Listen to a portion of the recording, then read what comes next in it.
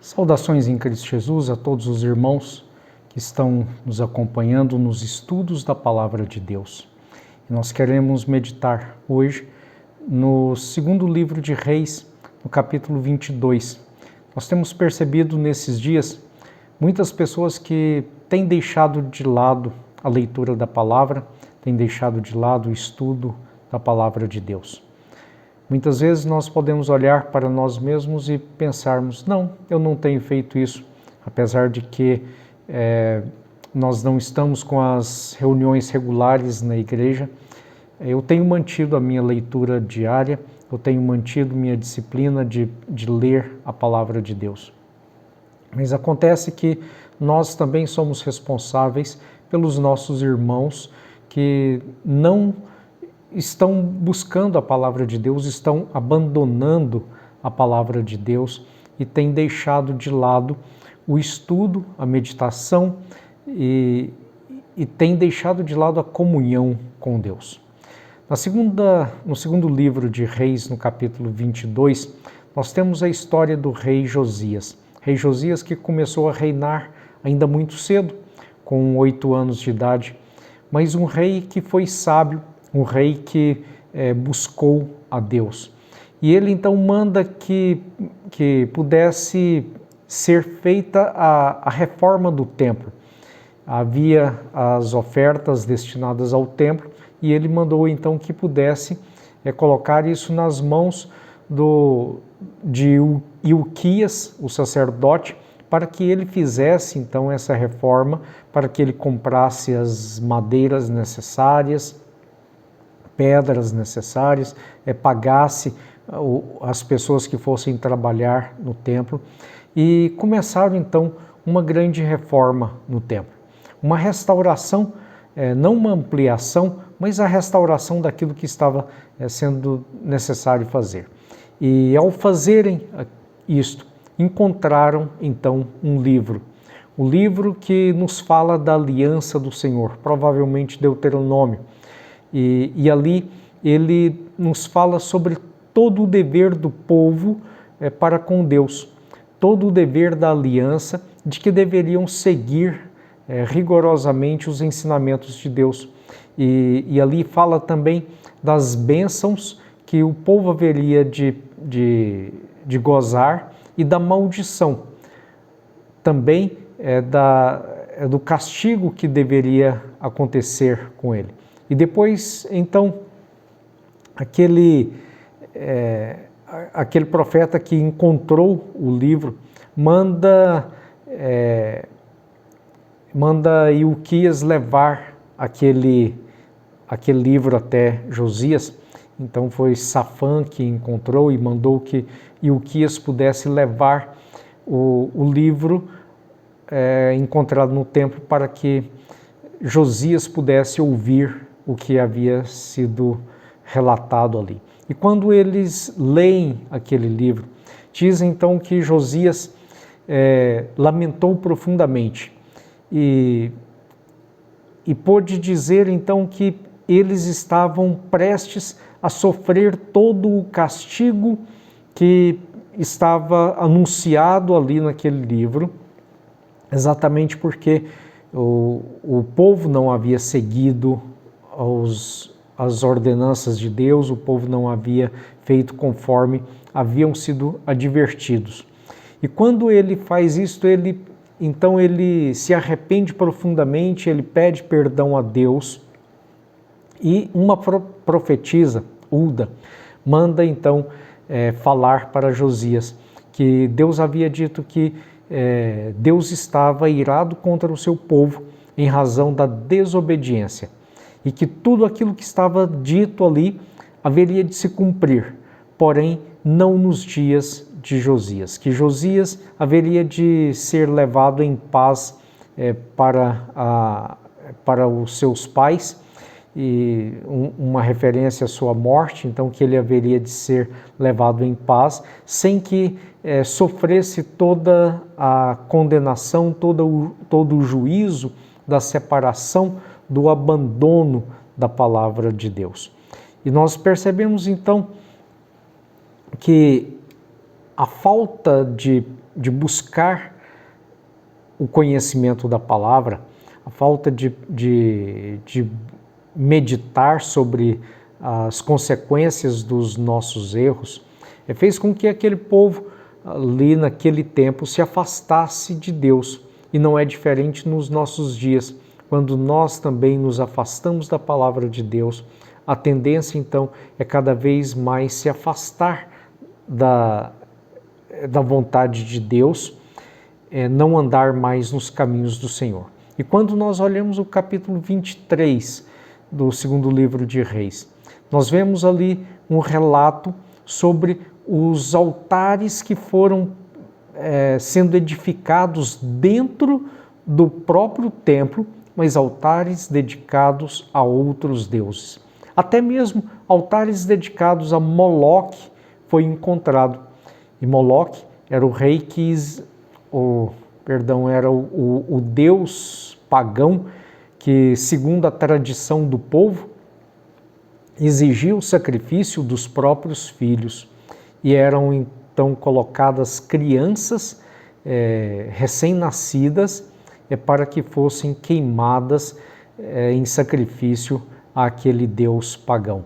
E diz o texto bíblico do capítulo 23, e pelo relato, ele não diz em números, mas pelo que nós percebemos, eram centenas e centenas de altares dedicados a outros deuses que estavam edificados não só dentro do templo, mas ao redor da cidade, nos montes, naquilo que era chamado dos altos, nos bosques. Tudo isso tinha então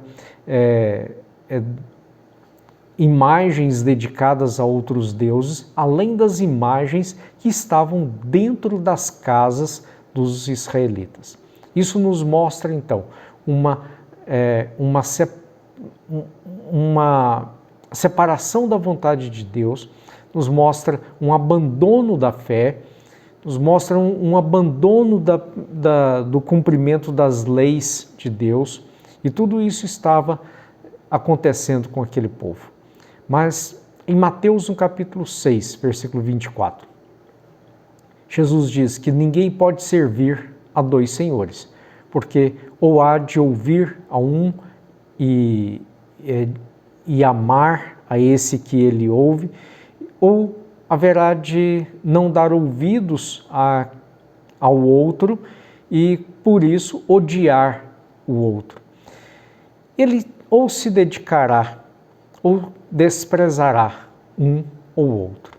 Não se pode, então, servir a Deus e as riquezas conforme Deus nos relata. Então, através do seu Filho Jesus. Então, não podemos jamais servir a dois senhores, a dois Deus. E isso era o que estava acontecendo com aquele povo, tentando servir a dois senhores. Mas com o passar do tempo, se esqueceram completamente de Deus, ao ponto de ter perdido o livro sagrado, ao ponto de de não se saber onde estava e se chegar a ele durante uma restauração do templo, durante uma reforma que foi feita. Isto nos mostra então que, estando afastado da palavra de Deus, o povo se desvirtua, o povo se afasta da vontade de Deus. E Mateus, no capítulo 6, versículo 1, ele nos diz: guardai-vos de exercer a vossa justiça diante dos homens, com o fim de ser vistos por eles. De outra sorte, não tereis galardão junto ao vosso Pai Celeste. Quando nós afastamos de Deus, nós buscamos então a justiça própria, nós buscamos aparecer para os outros. Ainda está na mente a consciência de amar o próximo, de fazer o bem, e por isso nós buscamos fazer para aparecer. E Jesus então diz que nós devemos nos guardar, devemos ficar atento para não exercer a justiça própria, a nossa própria justiça diante dos homens, querendo aparecer. E esse é um dos primeiros sinais de quando a pessoa começa a se afastar da palavra de Deus, da comunhão com Deus. Ele começa a tentar fazer alguma coisa pelas suas próprias mãos, pelo seu próprio esforço para se apresentar justo perante os outros. Mas com o passar do tempo, essa justiça vai também caindo no esquecimento. E começa então a quebra da aliança, a quebra da comunhão com Deus. Começa a existir na vida das pessoas o pecado explícito, a desobediência explícita. E nós devemos então tomar cuidado quando isto começa a acontecer no meio do povo, no meio do rebanho do Senhor. E muitas vezes isso aparece até mesmo na vida dos pastores, na vida dos líderes religiosos. Quando está num nível de degradação muito grande, é possível então nós vermos esse afastamento na vida de todas as pessoas, tanto daqueles que são os cristãos, os seguidores, como dos seus líderes. Mateus 7, versículo 15, ele nos diz: acautelai-vos dos falsos profetas, que vos apresentam disfarçados de ovelhas, mas por dentro são lobos roubadores. Pelos seus frutos os conhecereis. Colhem-se porventura uvas dos espinheiros ou figos dos abrolhos? Jesus então adverte: olha, cuidado com aqueles que são lobos roubadores. Nós sabemos que há muitos que têm anunciado o Evangelho, mas que também têm agido com falta de probidade dentro das igrejas. E Jesus adverte que aí daqueles por meio do qual vier o escândalo. Ai desses que estão agindo falsamente com Cristo Jesus. E Cristo Jesus, então, ele diz no mesmo capítulo 7, agora no versículo 21, dizendo: nem todo aquele que me diz Senhor, Senhor, entrará no reino dos céus, mas aquele que faz a vontade do meu Pai, que está nos céus. E ele continua e diz: porventura, não profetizamos em teu nome? Quando ele encontrar aqueles que haverão de tentar se justificar, dizendo que eles disseram Senhor, Senhor, e que também profetizaram no nome do Senhor. E Jesus diz que haverá de dizer para eles se afastarem, porque nunca os conheceu, que não os conhece, que eles falaram em nome de Cristo, até mesmo profetizaram em nome de Cristo, mas que não são conhecidos pelo próprio Cristo, porque abandonaram as Escrituras, porque não fizeram de acordo com a vontade do Pai que está nos céus, mas fizeram a sua própria vontade, buscaram se engrandecer pelos seus próprios atos e não buscaram glorificar a Deus.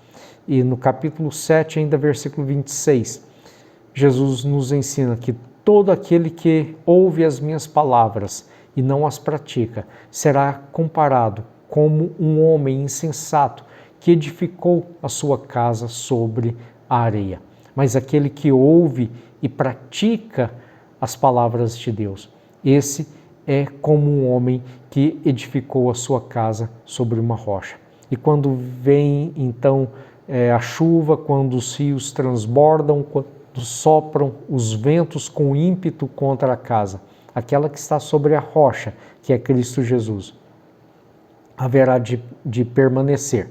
Mas aquela que foi construída sobre a areia, sobre as suas próprias obras, foi construída de acordo com a sua própria ganância de querer fazer o bem aos outros, mas querendo algo em troca por isto, esse construiu a sua casa sobre a areia e ela conhecerá a ruína, porque não permanecerá. Somente aquilo que fazemos firmados em Cristo Jesus, que é a rocha, somente através dele que podemos edificar a nossa vida espiritual, porque nós também somos pedras, e como nos diz Pedro, na primeira carta de Pedro, no capítulo 2, versículo 5, nós somos pedras vivas de um edifício espiritual. E se nós pertencemos a esse edifício espiritual, nós devemos ouvir os conselhos de Hebreus no capítulo 10, versículo 25. O autor ali dessa carta nos diz: não deixemos de congregar-nos, como é costume de alguns. Antes, façamos admoestações, e tanto quanto mais vedes que o dia se aproxima. E nós estamos vendo que esse dia, que é o dia do juízo, o dia de Cristo Jesus, o dia do grande Rei, ele se aproxima. E, portanto, não deixemos de nos congregar, não deixemos de nos aproximar do nosso Deus amado, do nosso Pai eterno. E Paulo, ele nos adverte na primeira carta aos Coríntios, no capítulo 3, versículo 16, que nós somos o templo de Deus, que é o Espírito de Deus que habita em nós. Mas ele também nos adverte que nós, como igreja, somos também o templo do Espírito Santo. Isto porque há o desejo de Cristo Jesus de que haja unidade na igreja. E Paulo nos revela que Cristo Jesus é o cabeça da igreja. Nós pertencemos ao corpo. Nós somos essas pedras vivas edificadas sobre a rocha, sobre a vontade de Cristo Jesus, para andarmos segundo a sua vontade, não segundo a nossa própria vontade. Mas para isso é necessário que nós possamos congregar, é necessário que possamos prestar os nossos cultos ao nosso Deus, o culto de louvor, o culto de adoração, o culto de glorificação a Deus por tudo aquilo que Ele fez por nós. E para isso, nós precisamos então, a cada dia, cuidar uns dos outros, cuidar de nós mesmos. Na mesma carta aos Hebreus, o autor diz, no capítulo 3, versículo 12, ele nos diz: tende cuidados, irmãos, jamais aconteça haver em qualquer um de vós perverso coração de incredulidade, que vos afaste do Deus vivo. Hoje, se ouvires a sua voz, não endureçais o vosso coração. Nós precisamos, então, manter o nosso coração disposto a ouvir a palavra, disposto a ler, meditar, orar, admoestar uns aos outros, congregar-nos conforme Deus, através de Cristo Jesus, mandou que nós fizéssemos, para que possamos então edificar a igreja do Senhor Jesus Cristo. E quando nós nos afastamos da palavra de Deus, a cada dia morre o nosso amor a Deus, a cada dia morre a nossa comunhão, a cada dia morre a alegria de estar na presença de Deus. E é preciso então restaurar, reavivar isto no nosso coração. Deuteronômio, no capítulo 28, versículo 47, ele diz: porque não servistes ao Senhor teu Deus com alegria e bondade de coração por causa da abundância de tudo, assim servirás aos teus inimigos que o Senhor enviará contra ti. E era esta a sentença que aquele povo estava vendo se cumprir, porque eles não estavam servindo a Deus com alegria, com bondade de coração. E em razão disso, então, eles estavam sofrendo os ataques dos seus inimigos e foram levados para um cativeiro. E nesse cativeiro penaram, padeceram por 70 anos. Mas Deus restaurou o remanescente de Israel. A vontade de Deus não é que nós sejamos castigados. Deus não é um Deus mau que tem prazer em castigar os seus filhos. A vontade de Deus não é que nós venhamos a sofrer a condenação da desobediência, mas a vontade de Deus é que todos nós possamos ser salvos, todos nós possamos ter plena alegria na comunhão com Ele, que todos nós estejamos então reconciliados com Deus e gozando da sua paz. E é por isso que Ele nos promete o Consolador. Não nos afastemos do estudo da palavra, não nos afastemos da comunhão com os nossos irmãos, ainda que de uma forma diferente por esses dias em que sofremos pela pandemia, mas que possamos ter sempre contato uns com os outros, sempre fortalecendo os corações, sempre levando uma palavra de edificação, uma palavra de advertência, uma palavra também de glorificação ao nosso Deus.